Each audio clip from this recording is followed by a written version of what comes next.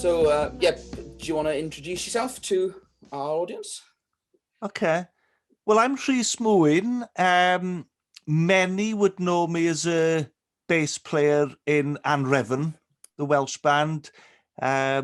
Sometimes people say the Welsh punk band. We were obviously influenced by punk, but we were a band that mainly used the Welsh language, but looked at it internationally. So a lot of people would know me as Rhys Mwyn Anrefn. My university degree is archaeology. So I've also over the years worked as an archaeologist, still work as an archaeologist. I've spent time managing bands. Catatonia would be the most well-known band that I managed for a couple of years in the early days. And then these days, I present the Monday evening show on BBC Radio Cymru every Monday. And I've published books on Welsh archaeology.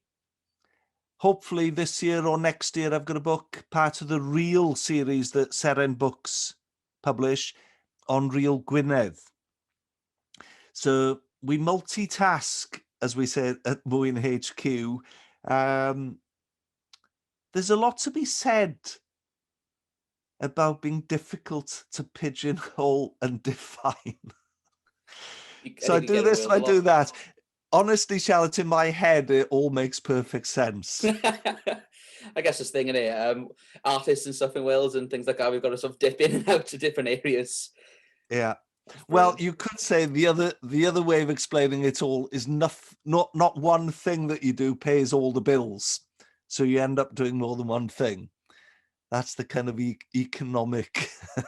Yeah, I've got so many friends reality. in Wales who do, yeah, they don't have the one job or whatever, they do multiple little things. And sometimes I think it's like I can never keep track of, I work and then I do Hiraeth, and then even that sometimes is hard to track. So I respect anyone who can sort of multiple stuff. There's a lot of that in Wales, people who work seasonal jobs. Some things are seasonal, full stop. And I quite like, there's a lot of people who run little, small, one-person businesses and things. They might have a couple of things on the go to make it work. And I think that's, in some ways, quite healthy, quite good. It's like, I guess, a positive way of doing things rather than getting sort of stuck, as I said, like pigeonholed into that one sort of career path or that one thing. So I said, like, it's hard to pin someone down. And I guess that makes it hard then. So like coming up with topics of things to discuss, because if we tried to give equal time for all these areas, we'd be here all day sort of discussing each bit. So we used to say, keep your head down, walk fast, don't get caught,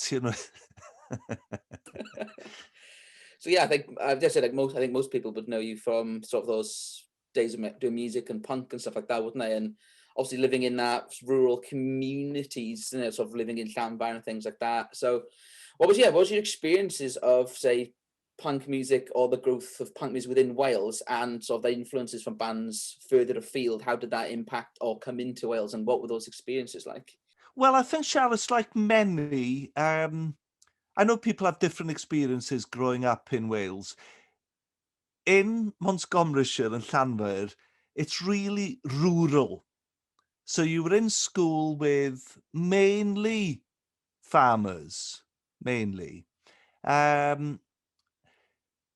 I was bullied really badly at school for a long, long time and deeply unhappy.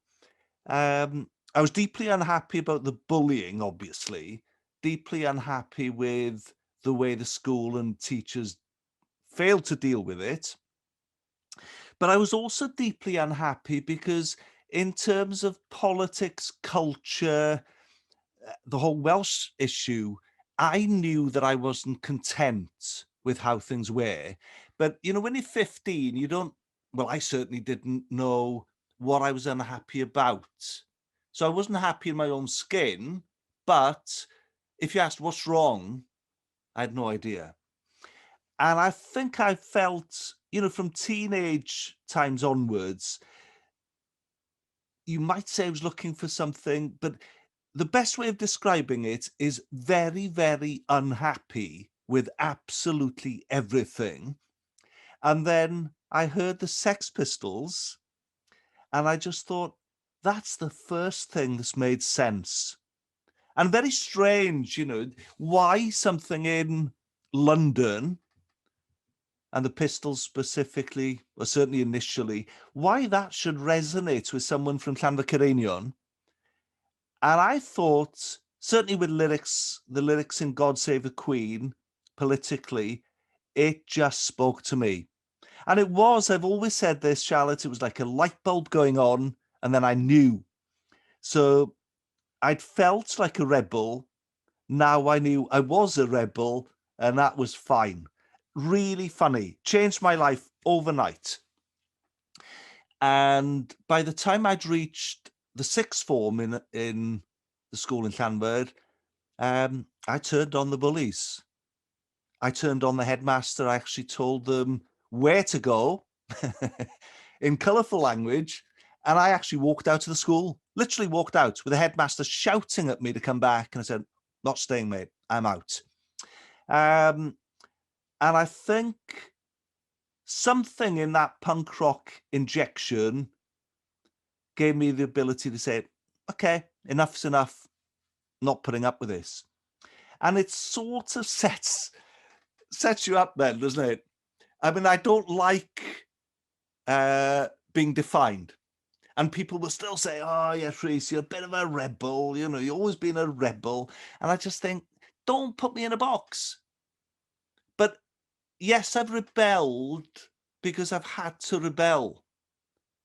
It's not a pleasurable thing always. It's not a lifestyle choice. It's just something that you have no choice.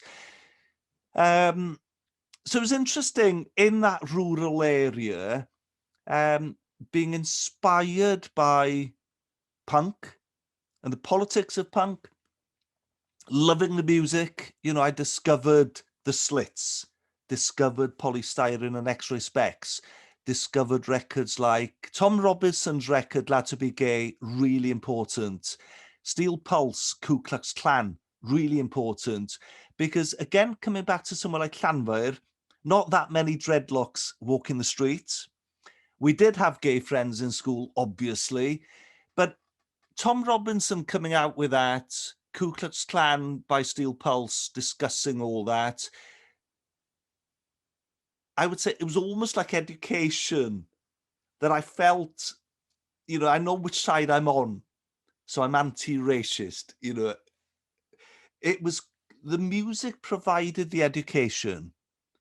And interesting, isn't it, how you see Montgomeryshire, because it's a wonderfully green area, full of tradition, rich in history. But I think as a teenager, I couldn't have felt more outside. Couldn't have felt, you know, the idea of belonging was non-existent. You just literally felt like, and of course, what happens is you find others who feel the same. And, you know, there's a way, but music maybe is the key. You find somebody else who's got, I don't know, the first Clash album or something, and you find that bond. So it was a process, wasn't it, of growing up, being inspired by things from London, New York, etc., and just trying to make sense of your world or my world. So I still say, you know, I've still got friends where we say we're still punk rock. I mean, I don't look punk rock. I don't spend all my days, absolutely don't spend any of my days really listening to Nevermind the Bollocks by the Sex Pistols. I don't do that. But as a spirit, as a textbook to refer to occasionally, it was transformational, you know, completely changes your life, changes your attitude, and kind of confirms that some of the things you felt, you know, maybe just not quite, you know, I wasn't wrong. It's just, we went to see Patti Smith a couple of years back, and she introduced the set. It was in the Apollo in Manchester. And she goes, this is for the rebels, the outcasts, and the misunderstood. And she'd kind of included everybody of the 3,000 people or whatever it was in the Apollo, doesn't matter, you know, how much of a freak you may be or not, or whatever, you're welcome. And I thought that was brilliant. And, you know, for me, that was, yeah, that's somewhere I can be with the misunderstood and the rebels and the freaks and whatever, you know, I use those terms in the positive sense. You know, you find somewhere where at least you can be yourself and have be able to express something, isn't it? And, you know, I think anyone who's worked, lived, created in Wales will know it's a pretty challenging landscape, Wales. It's quite conservative in a lot of ways. So when you're engaged with culture and creativity and ideas and trying to change the narrative, it'd be a lot easier if you lived in Manchester or New York. You'd just be cool, great, well done. In Wales, there's barriers and fences and obstacle courses. And I've always said to some of the punks, you know, you London lot had it easy. You know, you had your little cool scene and everybody loved you. You try doing that in downtown Llanfairpwllgwyngyllgogery. They wouldn't have stood a chance. No. So interesting, you know. Yeah, I'd say a lot of, like, when I was sort of younger and growing up, a lot of the sort of punk music influences came from a lot of American bands, and especially, like, my brother was a big sort of like Bad Religion fan, big NoFX fan and things like that. So we had that sort of like that type of American punk music and stuff like that. So yes, it's interesting that you see like those sort of differences, but then also coming to those same conclusions of that sort of traditional, like those more traditional attitudes didn't fit how I felt. Or even if it came from the United States or if it came from London, that's still had that feeling, of attitude and actually trying to fit in with a group of people who don't fit in with anywhere else. It's quite interesting. It's possible, you see, if you think about youth cults, broad word now, but youth cults, and you're a skinhead or, you know, you're a scooter boy or girl or whatever. Some people identify with youth cults. It's fashion, it's music, and that, in the same way, others do it with religion, I'm sure. You fight or football, or, you know, you get these things that give you some sort of purpose, direction, pleasure in life. And I understand that. But for me, it's about revolution. It's about changing things. It's not an end in itself. So I'm really interested in fashion, but I've never been what I would call a pretty boy. You know, I've never been able to dress up as others might be able to dress up. I've had to dress to suit myself. So I've never, in that sense, been that fashionable. It's not within me to be that, you know. So for me, it's about an attitude, and it's a revolutionary attitude. It's about provoking and contributing to change for the better, hopefully. So I see it slightly differently.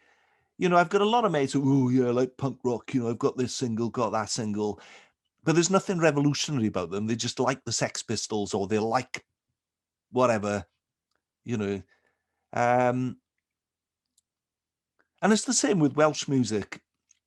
It's not an end in itself for me. I mean, I love music and I love songs, and I could listen to, say, Nina Simone or something and be quite happy.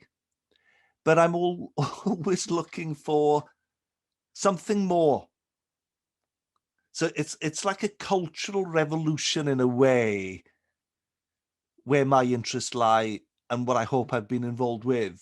And you do meet people who are similar, you know, that there's more to it than just, well, we've written a song, we've made music, or we've written a book, or we made a film. There's a soul to it, if that makes any sense. Yeah, I got it. Yeah. And I relate to the soul. I call them fellow travelers, you know, like-minded souls. And you know, with people, you don't have to say it. It's interesting when we chat like this, because obviously the whole point is to have a chat, isn't it? Yeah. But really, with people who know, you don't have to chat. And I've met people recently where you just go, they're good souls. We know. And it's intuitive. And you just know that you don't really have to use that many words. And I'm someone who loves talking. I could talk all day. But you kind of know with people, I call them the good guys, but I say that in non-gender ways. There are people who, they're on the right side. Yeah, okay, yeah, absolutely. Did you? Yeah, what was your feelings then towards sort of, I guess, yeah, that traditional, what we call traditional Welsh culture and stuff, sort of in that. So I don't like the word sort of Welsh culture because obviously like there's not a single one, but that sort of traditional sort of, especially sort of in sort of the Montgomeryshire side and I guess looking further north and stuff. What were your feelings towards that as when you were younger, and has that changed as you got older? As doing music, or especially now doing stuff like archaeology and stuff like that, has that changed your feelings towards the culture and history within Wales? That's a good question. So you've got to imagine now within Wales and Welsh culture, this broad term, how do you have rebels within that? So if you lived in New York and you're a rebel, no one thinks twice. That's fine. You could be Andy Warhol, you could be John Cale, you could be Nico, you could be anyone you like, and they get it. Within the whole spectrum of Welshness, if you start to rebel against that, you're challenging the narrative. So if you rebel, oh, are you not a nationalist? Oh, are you anti this and that? So we've got an extra twist when you decide to become counterculture within the Welsh world. It's really challenging because they expect you to conform to their version of Welshness. Now, in punk rock days, Charlotte, it was brilliant because it was so easy to wind them all up and get attention and get write-ups in the Western Mail.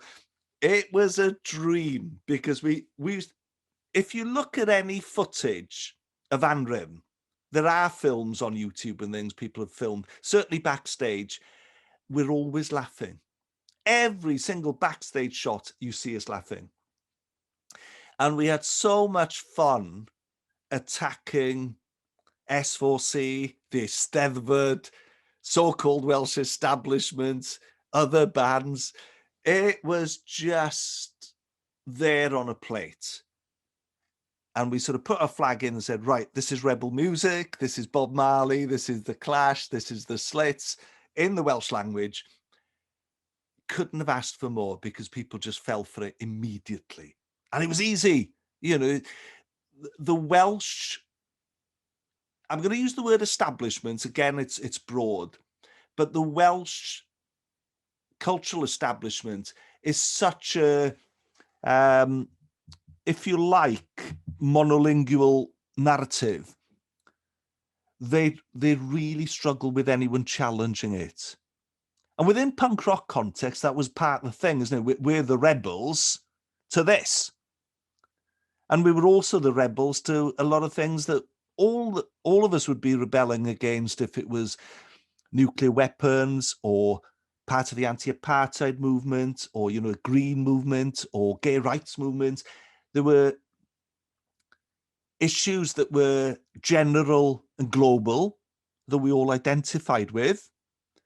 But you could be doing a gay rights benefit in Berlin and they wouldn't have a clue about your Welsh cultural arguments. Wasn't of interest. So quite funny because it's like having a subtext, isn't it? If you work globally, you've got this Welsh subtext to your rebellion. Most of the gigs we ever did were benefit gigs. They were animal rights gigs. They were benefits for fanzines. They were benefits for CND or whatever. And as I said, some of those were national, global issues. But with Anrym, we always carry this thing, and yeah, but we're doing it through the Welsh language and we want to change things in Wales. And, you know, all respect to people in Berlin. Sometimes they thought it was interesting. Sometimes they couldn't care less. Sometimes they had no idea what we were talking about. And we just took that all in a stride. But I've got a friend in Llanfair. He's an American singer. You should hook up with him, Jeb Loy Nichols. He lives up in Cefn Coch. And he's funny, Jeb. He came over from America with Nena Cherry, the singer, and ended up living in a house in London with Adrian Sherwood, the dub producer, and the Slits, the band. But Jeb moved to Llanfair Ceredigion. And when I met him, I said to Jeb, I know where you live. I know the house. There was a girl in school with us who lived there. Anyway, Jeb still does this thing because he lives in Llanfair. He goes, ooh, Rhys, I was in Llanfair, as he calls it, and I mentioned your name, and it was just, And I know he's pulling my leg. And I always say to Jeb, yeah, well, we'll never be forgiven, will we, for putting Essential Logic on in the Institute in Llanfair, and Founded out of town. yeah. I mean, it's true, Charlotte. When I was in sixth form, I was visited by the police. This is true. And they said, you're not organising any more concerts, are you? And I said, not till September. And they went, no, you're not organising any more concerts. And it was a bit like the Westerns, isn't it? Get out of town. That happened. It was in the garage in Llanfair. That happened. Luckily, I was off to university, so I thought. I think I've never been to one sort of gig in a rural area. I went to the Candelabra once in Bala. It was when the cinema was closing down, and it was a messy night for a lot of those people, because I guess a lot of the people live in Bala, they don't have those experiences of those kind of sort of big gigs with like bands like that would come and play, and I think it was the two other bands were playing as well, and it was, I think a lot of the people got very messy. I think if even if that cinema wasn't closing, I don't think they'd have another gig there after that. No. Messy's a good word. I've got two stories on that line, Charlotte, which are hilarious. Back in Anrem days, we worked with a producer called Dave Goodman, and Dave did the early Sex Pistols recordings. He was this sound man, and he was a funny guy, Goodman. He turned out to be a good guy. But he came up to record when we were doing Rhedeg i Paris in Saim Studios. And while we were up in the studio, we had a gig in Dolgellau in Rhys, and Goodman came down with us. And it was messy. It was one of those gigs. And I can remember Goodman from London, almost like up against the wall, bricking it. He'd never seen anything like that. And we were all going, God, he's worked with the Sex Pistols and he's bricking it in Dolgellau. But they'd never seen the scale of kind of Welsh youth getting wrecked. And then in the 90s, after that, I worked with a band called Big Leaves. After Catatonia, really, when I finished with Catatonia, I did a lot of work with a band called Big Leaves. And their manager, Hugh, was in a band called the Pooh Sticks. And Hugh was another one of the good guys. And I used to phone Hugh and said, right, I've got a gig for the boys in wherever, you know, Aberystwyth or Bilthwells or whatever it would be. And Hugh's question would always be, okay, is this a carnage gig or is this a normal gig? And what Hugh meant with carnage gig was what typical Welsh gigs where you'd have 200 kids plastered, absolutely plastered. And even for Hugh from Swansea, and he'd managed the 60-foot dolls and he'd toured the world with the dolls, even for Hugh, these gigs in rural Wales were on another scale. And for us, it was just, that's just the weekend, isn't it? Because I used to do gigs in the sports club in Porthmadog with Big Leaves and Mellis and Topper and all these bands. And you'd always have a couple of hundred kids turn up, all underage. And I was doing mainly all this by myself, so I would have to get the band on stage and be on the door taking the tickets. You know, it was busy nights. But my main preoccupation on those nights was trying to get all the lights off so that the staff wouldn't realise they were all completely too young to be drinking. And then Big Leaves would be furious with me because all night they'd had kids just collapsing on top of them on stage. So they were the carnage gigs. I know I recognise Jeb Lloyd's name from now. Isn't he referenced in one of the songs on the marching songs of the Free Wales Army, the Kyle Evans record? Is he like referencing them? Yeah. Jeb did the cover.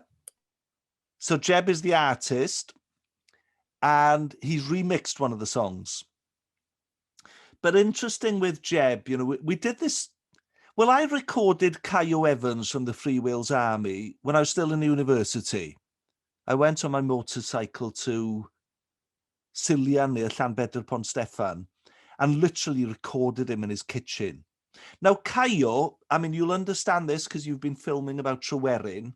Kyle was certainly one of the great characters of the Welsh nationalist thing in the 60s. He had some seriously right-wing views. But I just looked at it as, well, I'm documenting Kyle, press record. I mean, some of the things he came out with, I think, were just for shock value.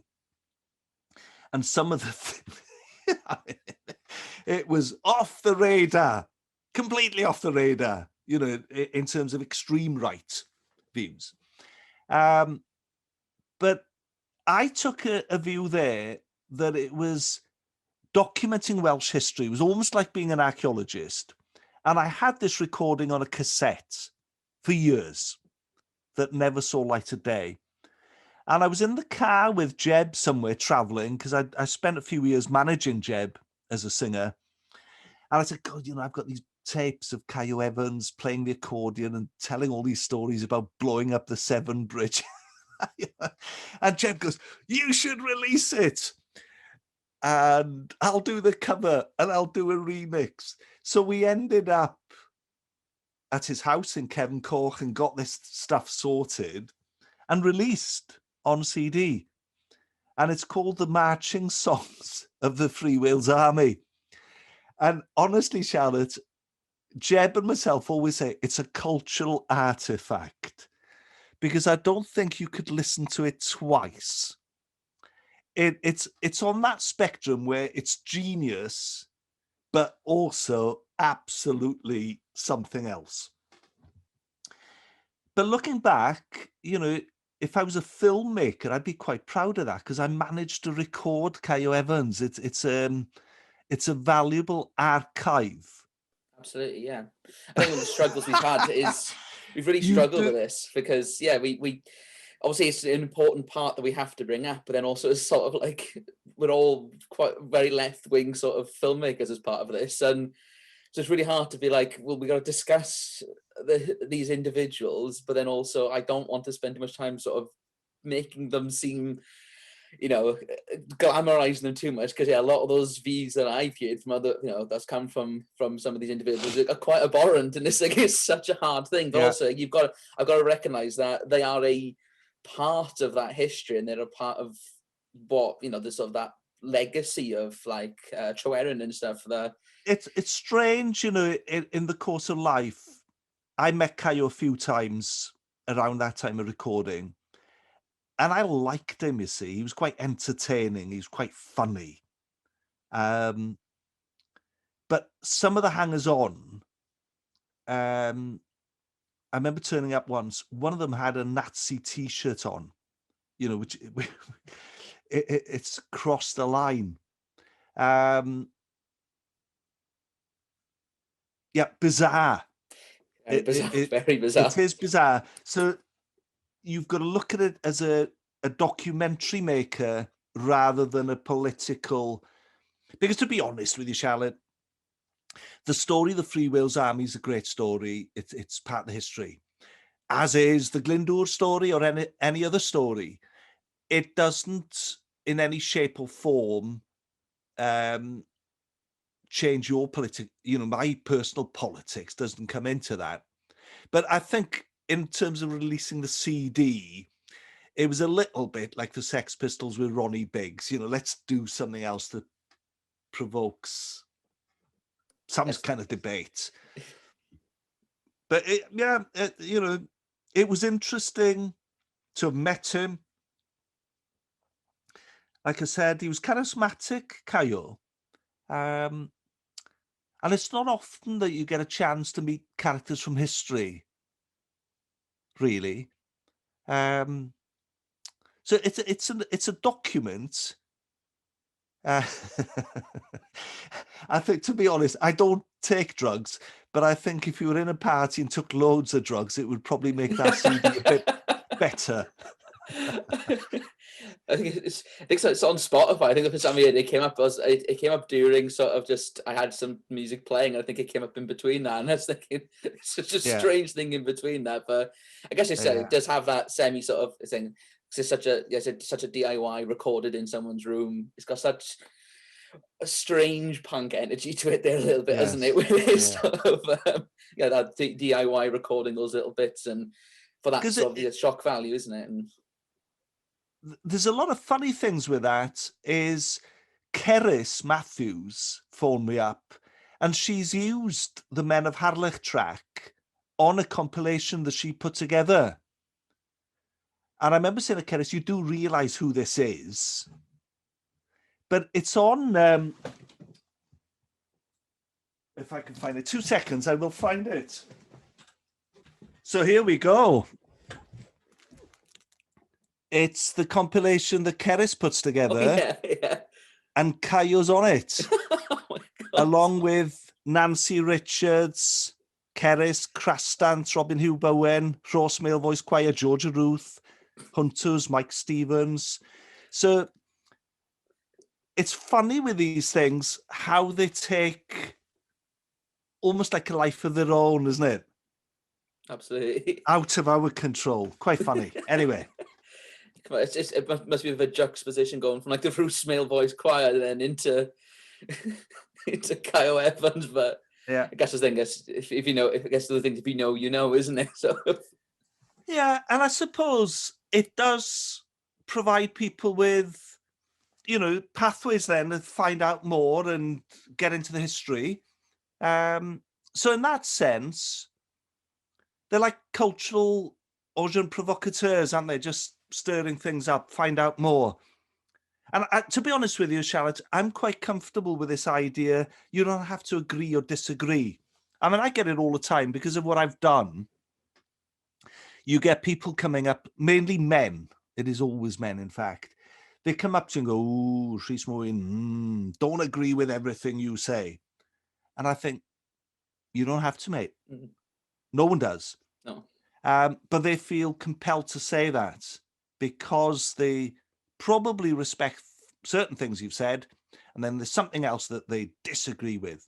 Whereas the ladies always say, keep going, keep saying it. And you get, certainly when I do sort of WI and Merched y Wawr talks, so you're mainly talking about ladies around the 70 age, they're brilliant. They don't challenge or question, they just bring it on. Much more revolutionary than, the men. That's fascinating. Well, talking about sort of those beginnings, how did the beginnings of like Anrefn actually start? Was it a Montgomeryshire thing, or did you have to move away to start that band? Yeah, we actually started in Llanfair. It was my brother's band, really. My interest was typical, really. I was inspired by Jamie Reid, the artist. To a certain extent, Malcolm McLaren, who managed the Pistols, Bernie Rhodes, who managed the Clash, Vivienne Westwood with the fashion. I was more interested in stirring things up culturally, and Sean, my brother, was much more musical. So originally, in the very, very early 80s, it was Sean's band, and I was kind of, as we always say, mismanaging the band, organising things for them. And I was more interested in that side of it. I had no aspirations to be a musician. at all. But eventually, what happened with Andrew, I think by about 84, we were just messing about in Montgomeryshire then. By about 84, we did the first single and realised that, you know, you'd have to have a personnel in the band that would believe in it. So Sean's mates were struggling with what we were doing, and we ended up amalgamating various members from various bands. Some of the Elvin Presley boys were involved, some of the Mafia boys were involved, some of the Kirth boys were involved, and slowly but surely the band formed, you know, a more cohesive lineup. Still had different drummers and things quite often, but you needed everyone to sign up to the sort of rebel flag that we had. So I ended up playing bass, really, to Sean and myself for a force then. And it's very strange because I still think today I wore both hats, you see. I played bass with the band. At the same time, I was managing other bands, running the label. So I was kind of always into the arts, the culture, the graphics, the organization, the photography, the filming, the videos, the concerts, the booking. You know, someone like Sean has always, he's just strummed his guitar. He was never interested in organizing a gig. So it comes from that, doesn't it? I don't have heroes, but I still sort of think I love reading about managers and instigators, and just trying to think who I'd. There are people. I mean, I'm reading Don Letts's book, Black Again, at the moment. He's a funny character, Don Letts, but I can understand a lot of stuff that he's going on about. I mean, he's talking from a black point of view from Brixton, but there's a lot of what he does. He's multifaceted. He DJs, he organizes, he manages, he writes. So those kind of people, that's where I would see myself, you know, at home, would be with cultural creators. Yeah, how was sort of Welsh music in sort of like through the Welsh language received in Europe, and was there a difference in that? Maybe like in the UK, was there differences there? Right, now that's an excellent question. On one level, I'm thinking of doing a concert in the Czech Republic or something, how much they would have been aware of the Welsh language. So when you go to a club and there's 500 kids jumping around there, do they actually realise that you're singing in Welsh? And the answer is half of them probably didn't. And some of them may have read a fanzine or heard a radio interview and might have been aware. Some of them might not even know where Wales was. And I think that varied from country to country. In Britain or the UK, a lot of them knew us through the John Peel show. So when we went to Newcastle, they would have heard the Peel sessions. So they knew we were that Welsh language band, and they knew what we were about. And they knew because we'd played with Chumbawamba or Joe Strummer or whatever it was, they would know roughly what the politics was. So in that sense, in Bristol and Liverpool and Manchester and Birmingham and Brighton, it was fine. Absolutely. They knew what they were dealing with. On an European level, we probably did a bit more business in Europe in terms of selling records and larger crowds. Certainly France, Germany, Holland, Czech Republic, some of those countries, we did really well in those countries. And I think they just saw us probably as a UK band. You know, you mentioned American bands. What you tended to get in Europe on the posters, it would be Bad Brains, USA, Anrem, UK, or sometimes Wales, UK. And it kind of defined you're an American punky, thrashy band, or you were part of that UK, bands like the Membranes, Chumbawamba, Gay Bikers on Acid, Mekons, all those bands that we shared a stage with. They were kind of John Peel bands, really. So we fitted in. I mean, obviously we sang in Welsh, but we fitted in alongside that vein, if you like, all those bands that would be doing Peel sessions, who were on independent labels. I mean, we toured Germany with TV Smith from the Adverts, the Mekons, Senseless Things. So it's those kind of bands. It made sense to us. We were quite happy. Yeah. You get to know some of them really well. It was funny. I remember with the Senseless Things, they were huge in Britain and we were supporting them, and we were bigger in Germany and they were supporting us. And you just thought, how strange to be in Köln or something with the Senseless Things supporting Anrim. But, It's to weird be how, honest, I don't think any of us cared that much, because it was nice to hook up and nice to share the stage and enjoy each other's set and have some fun afterwards. It was always good. Yeah. We liked being internationalists, Charlotte. It worked well for us. I loved that thing of being in Eindhoven one day and Aachen the next day and Poprad the next day. And I loved it. I was quite happy touring. Yeah. How did sort of touring Europe come to an end? Was it just you coming to an end, or was there a sense of a change in Europe there? Around 94, it was 94. We did some dates in Germany, and there was one particular gig in Stuttgart. And I looked up, I was on stage playing, and I looked up, and all I could see were 500 green Mohicans. And I just thought, this is insane. Yeah. We used to call them Benny Hills and Dick Emery's. So Benny Hill was a crap comedian, wasn't he? Sexist comedian. But he used to do these sketches with someone like a Mohican. And Dick Emery was similar, sort of old school English sexist comedian. And he would always have a skinhead character. So we used to call them Benny Hills and Dick Emery's. They would just rent a bloody fancy dress, really. Yeah. And you just thought, well, 500 people with a green Mohican is not 500 individuals thinking about themselves. This is just...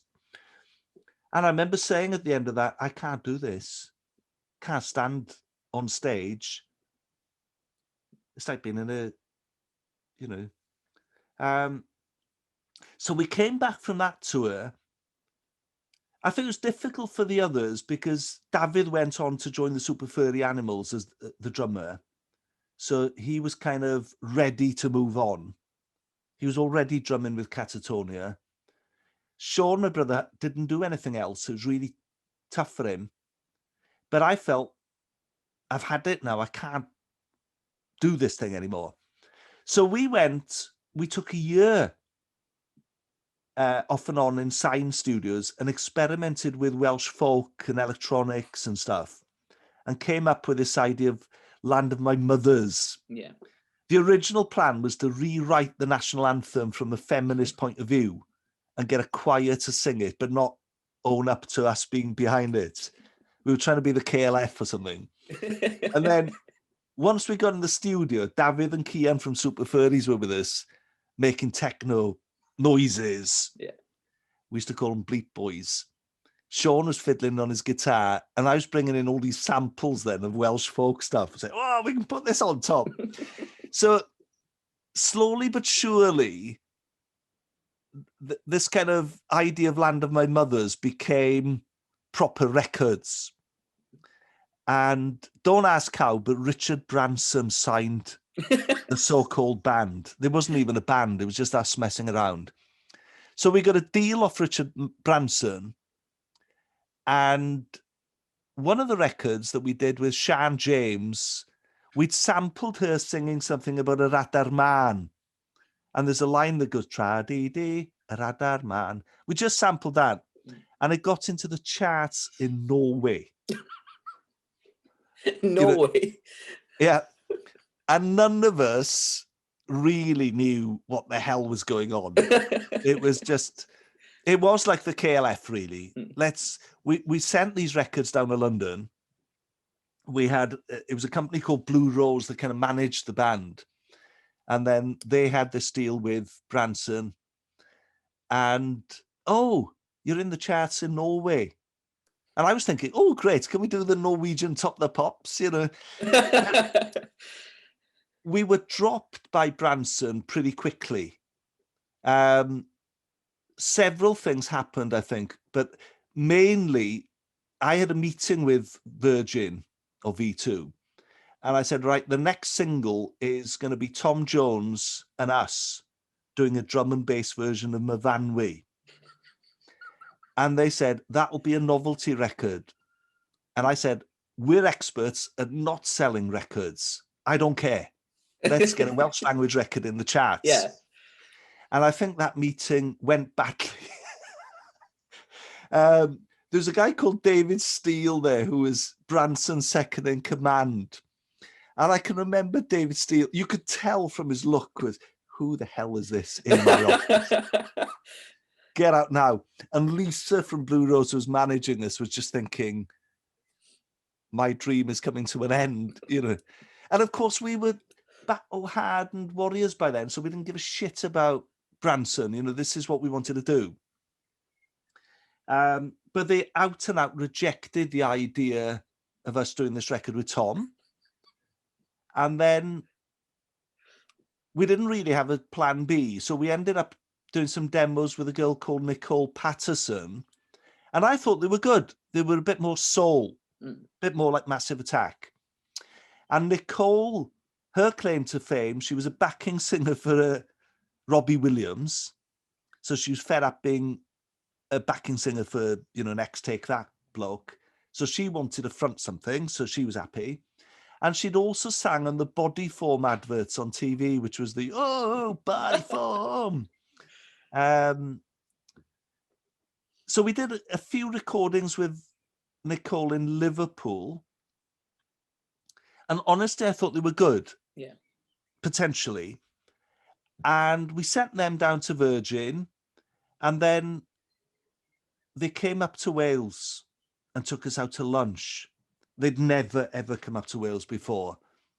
And I knew this is not good. And they told us that they didn't want to work with us anymore. And I thought, what, you've come all the way up to tell us?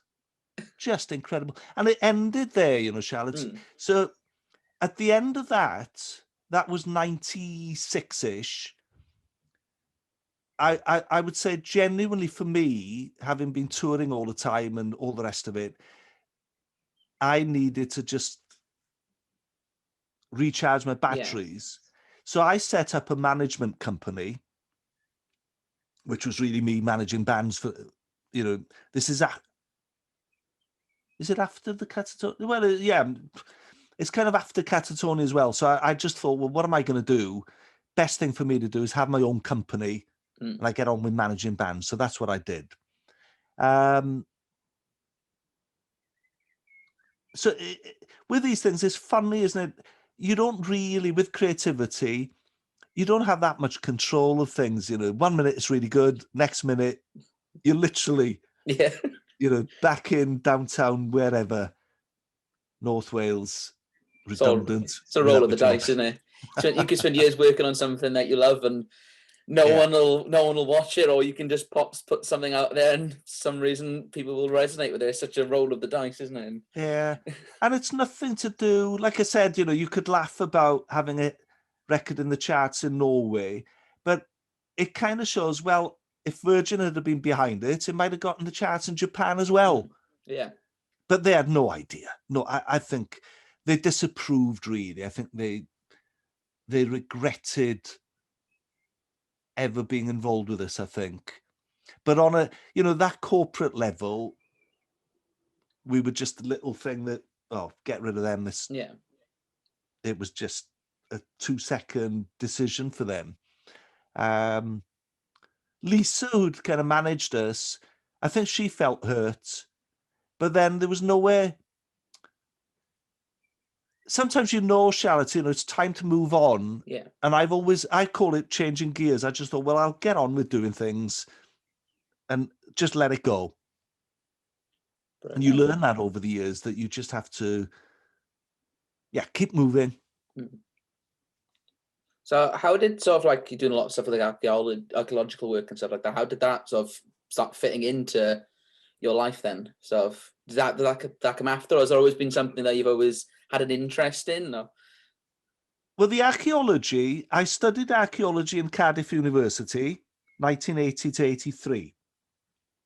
Got my degree, and I worked for Clwyd Powys Archaeological Trust then for 2 years in Welshpool. Happy bunny.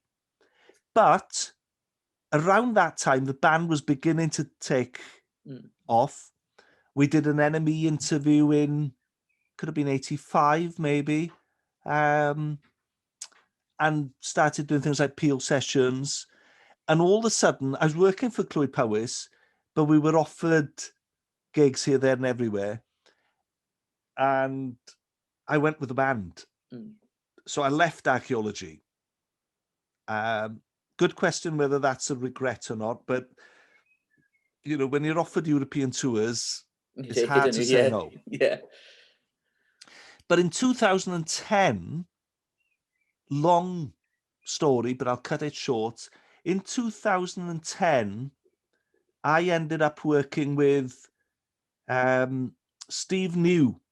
He was a guitar player in a band called the Rich Kids. And Steve was also known as Stella. So Steve was transvestite. He had cross-dressing. And Steve had been... I'm fairly straight, but in school, I actually did think he was cute when he was on Top of the Pops. I always said about Steve, he was a boy boys could fancy. He was like a little porcelain doll, Steve. And I ended up managing Steve. And the reason being, we had mutual friends somewhere. So Steve had been around with the Sex Pistols and the Clash in the early days, and then been in a band called the Rich Kids with Glenn from the Pistols and Midge Ure. And a mutual friend put us in touch. Steve had 3 months to live because he had liver cancer. And the mutual friend thought I'd be really good at sorting out his affairs. And I went down to London to meet him. And when you know that you're soulmates instantly, and we just giggled. We were like young teenage, not flirting, but, young teenage kids giggling. And I was crying at the same time because he had 3 months. And the deal was that I would sort things out for him before his death. Okay. And it's quite a challenge, that, because you know that this is a good soul, but time is limited. So we got on with things, and the twist here is he lived for 18 months. So we made records, we played gigs, and he kept going. But Steve had 2 kids, a daughter, Diva, in the States, and a son, Frank, in London. And towards the end of his life, when he was getting weaker, Midge Ure came up with the idea of doing a testimonial for Steve and setting up, well, I said, right, let's get a trust fund for the kids. Yeah. So in 2010, we put on a concert in London. Gary Kemp from Spandau Ballet came down. Mick from The Clash came down. Tony James from Generation X, Sputnik played. Ian Brody from Lightning Seeds. All-star cast. All came down to raise money for him. And at the end of that, I set up a trust fund for Steve's kids. And at the end of that concert, Steve said, that's it, now can't do any more. And I said, of course. And he died a couple of months later. So we had done everything that we wanted to do. Yeah. And at the end of that, I ended up doing some work for Viv Albertine from the Slits. She was a great friend of Steve's. And I've remained friends with Viv to this very day. We still do bits and bobs. But when I came from that concert on the train on the up from London, I thought, I've just been organising a concert with Mick Jones, Tony James, Rick, Midge, all these characters, all these people I'd bought their records when I was in school in Llanfair. And it was funny. I thought, not that they're heroes, Charlotte, but, I'd got all their records. I thought, well, I've worked with all these people now. And in many ways, I felt I'm kind of done with this. And as things always happen, never planned, I got a phone call off David Rhys. He's Griff's brother from Super Furries, who I'd known from back in the day. And he was organising courses for Coleg Harlech, the College of Second Chance. Would I like to run an archaeology course? And Steve had just passed on, and I went, that's a good plan. I'll do that. Because, apart from working with Viv, I didn't really have anyone to manage anymore. And I thought, well, I'll get back to the archaeology. Yeah. And within a matter of months, I was asked to take people on guided walks. I was asked to write articles. And very, very quickly, I became almost a full-time archaeologist again. Very, very quickly. And to be honest, Charlotte, it coincided. We adopted a couple of boys at the same time, where we thought, I'd just been to America with Viv, and remember, much as I loved the whole thing, I thought, I'm in America and I've got two, youngsters that we've just adopted, don't really want to be in bloody Texas with the boys back in Carnarvon. Yeah.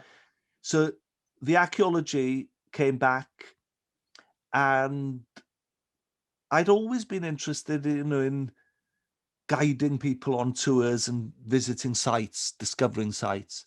So that became, oddly or appropriately, the next business thing. Yeah. Full time. And it came quickly. Once people hear, oh, you're doing this, would you mind doing that? Schools would get in touch.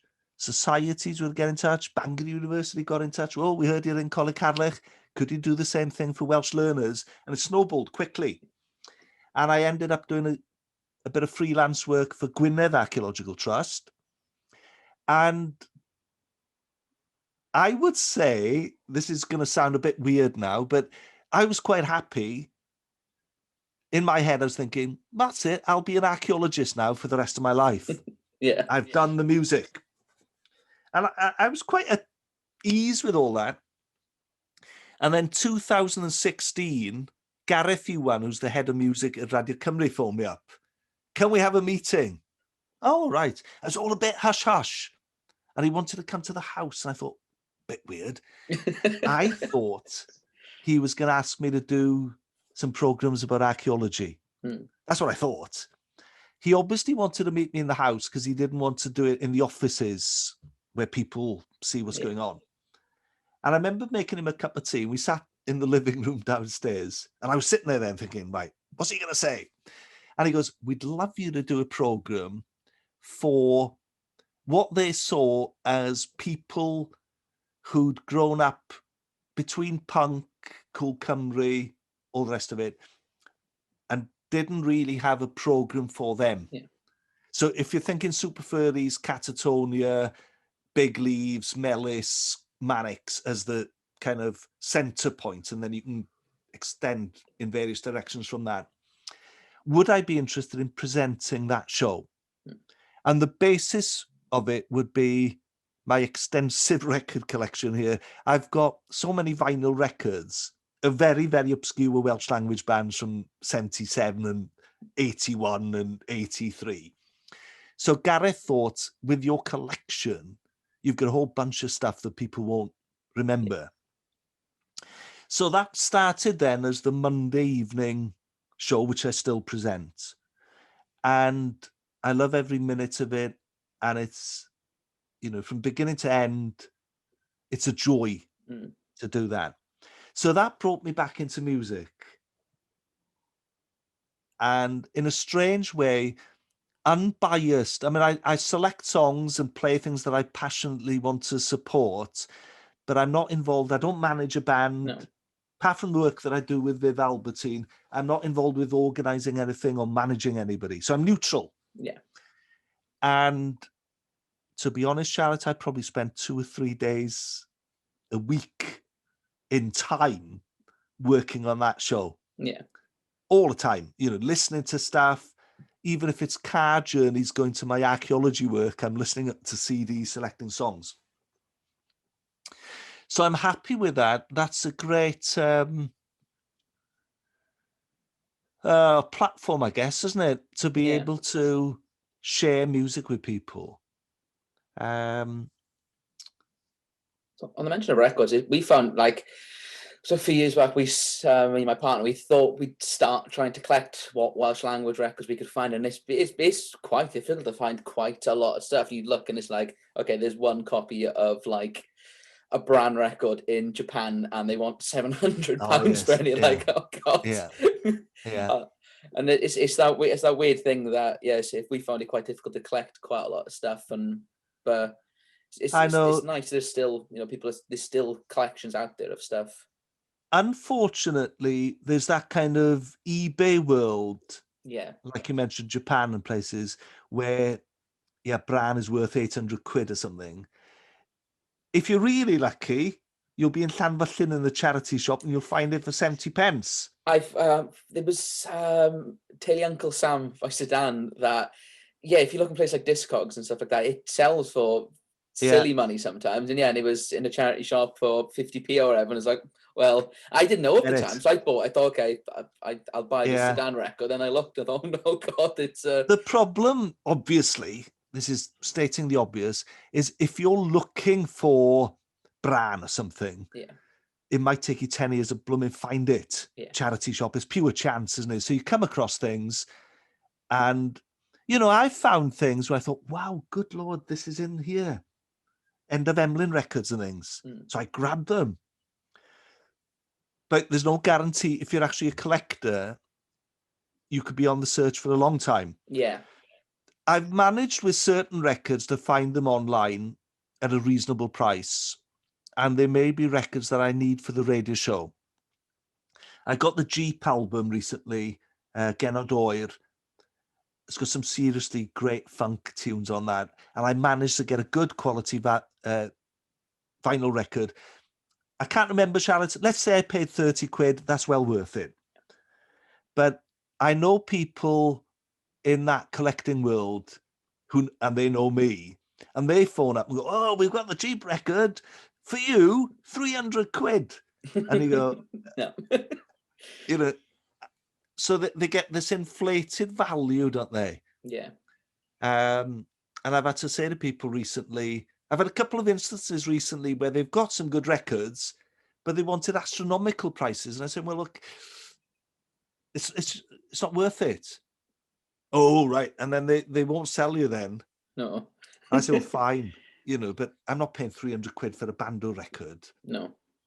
I think it's quite hard as well, because a lot of stuff, I know Sign have done a lot of it recently, but quite a lot of it hasn't been digitized in many forms, is it? So or if it's on a CD, it has been put on sort of those sort of digital online resources, which a lot of the music landscape has changed to that sort of online sort of sphere, and stuff like Spotify's and things like that, isn't it? A lot of people use, and it's quite, I guess, and some of those records then will start fetching prices because either they've not been digitized, or in some cases they don't get sort of reprints and stuff. I think that the one Bran record, can't remember which one, was almost for some ridiculous money. I think there was a repress a few years back, but that's the only way you can get access to some stuff, isn't it? There's a box set. Hang on again. So there is a Bran box set, and I think that's got 3 albums. So that's online. I mean, I'm not quite sure who's released that. Anyway, I mean, something like that, probably easier to buy the box set. Absolutely, yeah.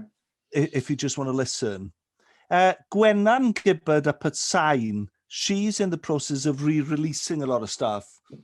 They've just been in touch now. A Dilia record is being released towards the end of this month. I think a couple of the ladies are going to come on the show. And they've got things like a Welsh language version of Scarborough Fair, you know, Simon and Garfunkel. So there's little things there that are quite interesting. But again, you know, somebody phoned me up and, I've got the original Dilia. It's yours for 250 quid. It's not going to happen. No. You know, it's an inflated thing, isn't it? So I think the one record I was looking at, I remember for ages was, I think it's a single, just Diawled, not on a Blythe.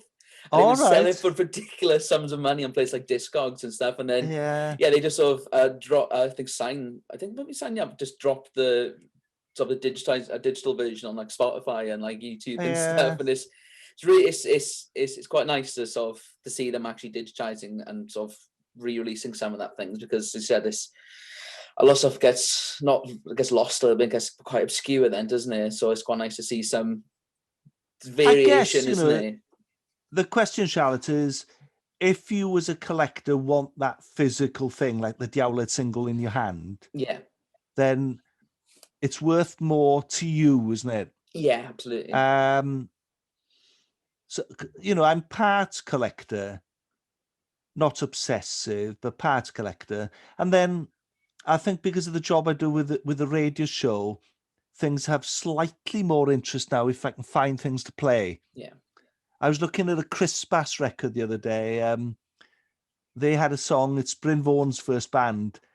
It's called Mor Grig yw'r Morgrug. It means the ants are so harsh, if you like. Yeah. But we're doing a show with Chris Merrick, who drummed with Adam and the Ants for this bank holiday. And somebody sent in a request, you should play Mor Grig yw'r Morgrug, because it's the Ants connection. So with something like that, it's really handy that I've got the vinyl copy, because I'm almost certain that the BBC won't have that. Yeah. You know, it was from, I don't know, 1978 maybe, or something like that. It probably won't exist in a digital format. So I'll take the vinyl in, we'll transfer it in the BBC onto the computer. So that's a real value, isn't it? Yeah. But what's that record worth? I don't know. Probably someone's trying to sell it for a silly sum somewhere in there. Yeah. Going to get it in Germany. Like, it's always something like, how has this record ended up in Germany? Or I think the one on the mention I thought before we finish off, so don't keep it too late. When the first time I bought Dragon's Revenge, the only copies I could find were in places like, I think someone was in Argentina for one copy. How has this ended up in Argentina? And it's fascinating how that would have traveled that far. So like, especially in places like Japan and stuff, where there are those people who collect records in Japan, and they have those pristine collections of records and things like that. And you know, they I've sell got boxes of them here. Never sold. We've salvaged over the years, Charlotte, it's quite funny. We've salvaged boxes from various deals that we've had to make sure that I've got in the office here, I've got a little system where I've kept boxes of certain records in mint condition. I've got a personal collection where I think there's 3 copies of everything ultra safe. And then I've got boxes, things where, I'll sell them if anybody is actually interested until that box runs out. And then it, you know, I think from my end, as long as I've got about 6 copies of everything safe, that's the point where you stop selling then. There's only 6 left. So, that's interesting game. Now, there's one thing I did want to include, because I remember somebody asking the other night on Twitter about this question of how you get people engaged with Welsh history. And the answer there is go out and discover, you know, get an OS map or whatever it is and go and discover. This idea, this is something that does really irritate me. People say, oh, we didn't get Welsh history in school, so we don't know. There's a lot of things you don't get in school, but you can educate yourself or learn or read or discover and explore. So I look at Welsh history as being something out there. If you're traveling around, stop for a half an hour and go see Ewloe Castle or whatever it is. The fact that you didn't study that in school doesn't stop you going to see it. Yeah, exactly. And there's coming back to narrative, which is where we sort of started with the sort of Welsh thing. Oh, we didn't get Welsh history in school. Right. So have you ever been to visit Pentrefan? Oh, no. Oh, come on. Yeah. Isn't it? Come on. You can walk to certain sites from wherever you live. If you're able to travel or whatever, you can go and discover or you can read. So the curiosity and the willingness to learn and the wanting to learn is not dictated by your education or politics or something somebody has said years ago. That is got to be down to your own, get up and go. Yeah, It's the absolutely. same with discovering music. Absolutely. Things aren't always on a plate. You go and find out. So it irritates me when people kind of confess to not really understanding Welsh history. I always come back with, well, just, you mentioned Llanwddyn earlier on. Walk along the dam. Yeah. Read the history. Spend time in Llanwddyn.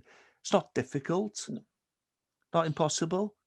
And I think it's good to see a lot of people now as well, sort of trying to promote that history and produce content and stuff like that's why we started the Hiraeth stuff because we wanted to tell those stories in our way. And they said like a lot of it's not as available on YouTube, for example. So it's like it's nice to have it in that location as well, so people can see something on YouTube and go, I want to go and visit there. I want to see this. I want to go there, and to inspire those people to go and visit those places and stuff. And as you said, it's just because I didn't learn about it in school doesn't mean I have to stop learning about it. Of course not. And okay, I understand, Charlotte, and I agree with you.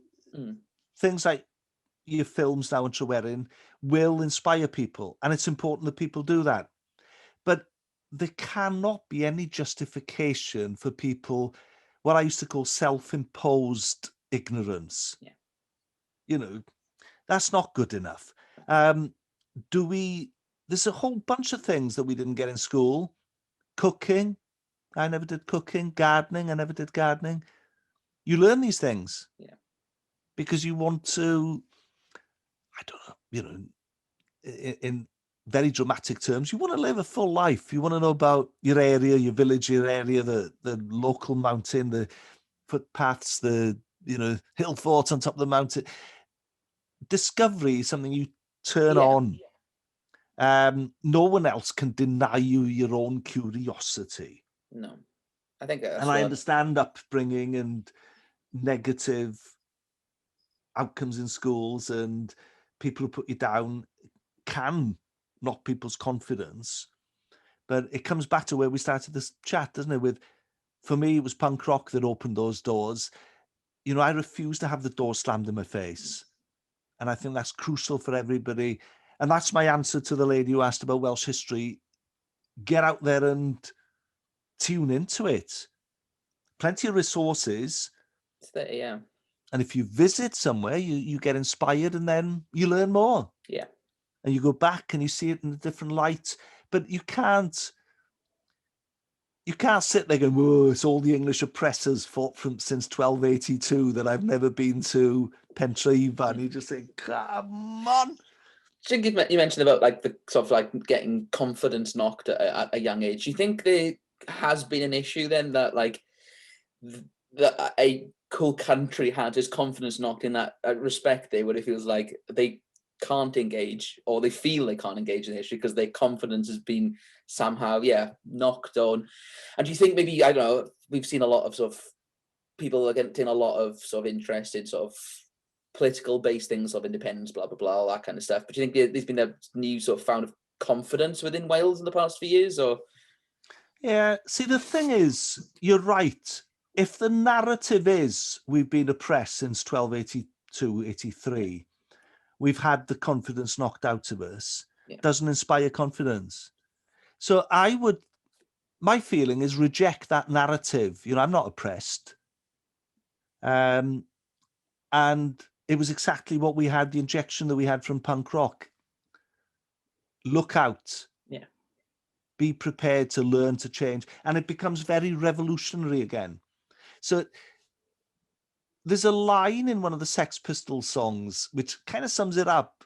And they say, the stupid fools who stand in line.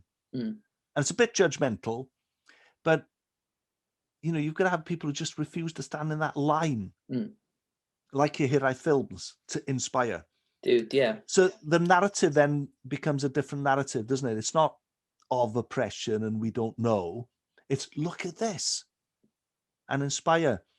But I think the only thing I would say there is, to use a punk rock analogy, it's a bit boring now being oppressed since 1282. Yeah, I agree. And it's a bit boring about, you know, Owain Glyndŵr who was landed gentry. I'm not quite sure if Glyndŵr reappears today, how we would relate to Glyndŵr politically. So we need to be challenging the narratives, which brings you back to exactly full circle, doesn't it? The difficulties of doing that within the sort of conformist Welsh narrative. So in a way, you want non-conformity to come back, but not in a religious sense. Yeah. So there's a little bit of you know, little gerbil in a cage going around the wheel, isn't there? It's quite clear in my mind, quite clear. And I try to say these things without being judgmental. But you do also end up saying, oh, for God's sake, come on. Come on. You know, turn the volume up. Just let's go. Yeah. Throw those shackles away, isn't it? Absolutely. I think a lot of people thrive on being oppressed. And it's why, you know, a never-ending protest movement never allows itself to celebrate anything. Yeah. And that's not always the healthiest way to achieve what you're trying to achieve. No. I've seen a lot of that in sort of that modern sort of political, and sometimes within that sort of like things like the nationalist circles of the lack of wanting to celebrate a lot of those positives and a lot of the achievements, and being able to question some of those previous narratives and things like that. And it feels like you get stuck in that rut of, as you said, like just in that wheel spinning around, sort of, we're still stuck in sometimes in that same narrative of, like, it's a good word, Shall. It's narrative. It's to change the narrative, break the cycles. I've probably spent most of my life engaged with that revolution, you know, breaking that narrative. So it's quite natural for me. Doesn't stop, you know, whether it's archaeology, Welsh history, Welsh music, whatever.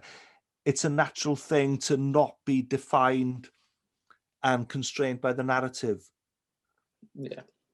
But I've got a friend from Llanfyllin. This is really ridiculous way to finish this kind of off in a way. He always wears leather trousers. He's an artist. And I looked at him one day and I went, Joe, he's the artist Brian Jones, but he's always in his leather trousers. And I said, Joe, don't you get hot, you know, downtown Llanfyllin in June? And he looked at me with real disgust and he goes, hot is a state of mind. He's still blooming hot.